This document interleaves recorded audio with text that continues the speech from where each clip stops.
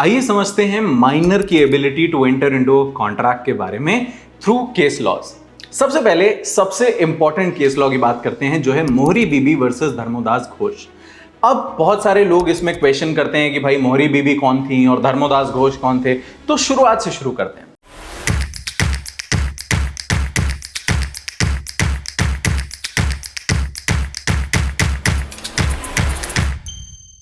धर्मोदास घोष एक लड़का है।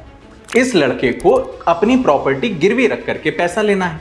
ये गिरवी रखने के लिए गए ब्रह्मोदत्त के पास। ब्रह्मोदत्त उस समय नहीं थे, उनके एजेंट, वकील और दोस्त जिनका नाम था केदारनाथ, वो वहां पर थे। उनके साथ अग्रीमेंट हुआ।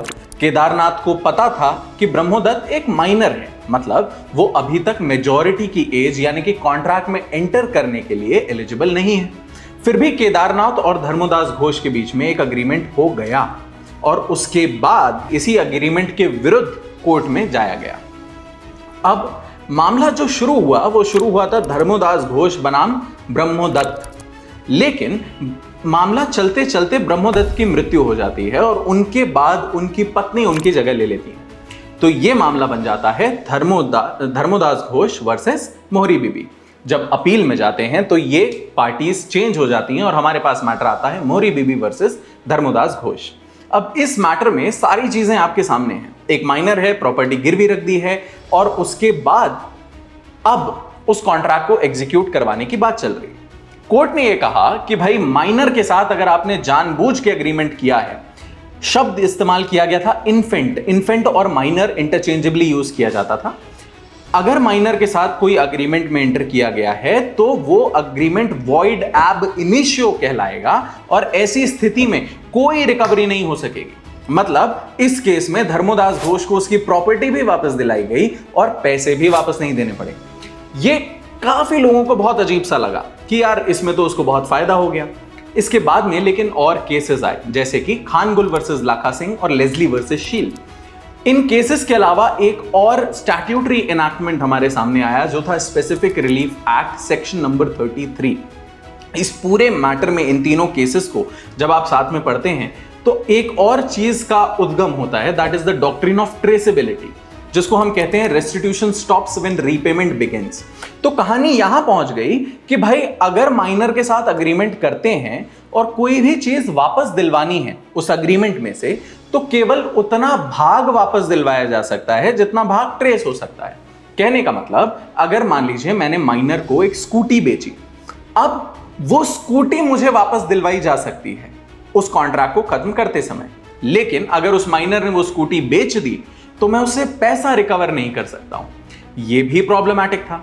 इसीलिए फिर ये केस आगे बढ़े और सेक्शन नंबर 33 और स्पेसिफिक रिलीफ एक्ट की लाइट में इनको डिस्कस किया जाने लगा। In these cases, specifically in section 33, it has been clearly stated कि यार भले ही पैसा हो या सामान हो, अगर कॉन्ट्रैक्ट वॉइड हो जाता है बिकॉज ऑफ कॉम्पिटेंसी ऑल्सो, तो सारी चीजें रिटर्न करवाई जाएंगी, रिस्टोर करवाई जाएंगी। अच्छा, इस सब में एक बहुत बड़ा सवाल आता है कि माइनर है कौन, क्योंकि कई जगहों पर यह कहते हैं कि 18 साल is the age of majority, but if the guardian has been appointed, the age of majority rises to 21. इसके लिए भी मैं आपको बता दूं that Indian Majority Act Section 3 has been amended और अब ओवरऑल एज ऑफ मेजॉरिटी 18 ही कर दी गई है, भले गार्जियन अपॉइंटेड हो चाहे ना हो। तो इस चीज को ध्यान में रखिएगा, कई बच्चे ये एग्जाम में लिख करके आते हैं और वहां गलती हो जाती है। माइनर्स कई तरीके के कॉन्ट्रैक्ट्स में एंटर कर सकते हैं, जैसे कि वो एक नेगोशिएबल इंस्ट्रूमेंट बना सकते हैं जो कि उनके अलावा सबको बाइंड करेगा। अब भला इसका क्या मतलब हुआ? इसका मतलब यह है कि अगर मैं एक माइनर हूं, मैंने एक प्रॉमिसरी नोट लिख करके दिया कि मैं इतने रुपए आपको अदा करने का वचन देता हूं, वो प्रॉमिसरी नोट आपने किसी और को दे दिया, उसने किसी और को दे दिया, उसने किसी और को दे दिया, तो ये अन्य सभी लोग उस प्रॉमिसरी नोट से बाध्य होंगे सिवाय मेरे, क्योंकि मैं माइनर हूं। मुझे पैसे देने पड़ेंगे, ऐसा नहीं कि मुझे पैसे नहीं देने पड़ेंगे अगर मैंने कोई एग्रीमेंट किया है, वो मेरी प्रॉपर्टी से या किसी भी तरीके से मुझसे निकलवाने की कोशिश की जा सकती है, पर वो प्रॉमिसरी नोट अपने आप में मेरे लिए बाइंडिंग नहीं होगा। सिमिलरली एक माइनर के तौर पर अगर मैं किसी पार्टनरशिप फर्म का हिस्सा बनता हूं, तो पार्टनरशिप फर्म में जो भी फायदा है, जो भी प्रॉफिट है, वो सारा प्रॉफिट मुझे दिया जाएगा। पर पर्सनली मुझे कोई लॉसेस नहीं बेयर करने पड़ेंगे।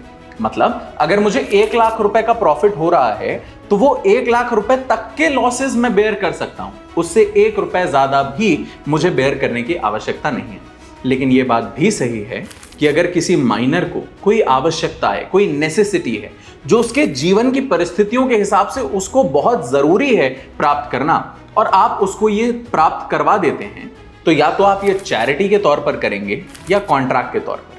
चैरिटी के तौर पर किया तो कोई दिक्कत ही नहीं है, लेकिन अगर कॉन्ट्रैक्ट के तौर पर कर रहे हैं तो वो भी उससे भविष्य में रिकवर किया जा सकता है, उसके एस्टेट से या उसकी प्रॉपर्टी से।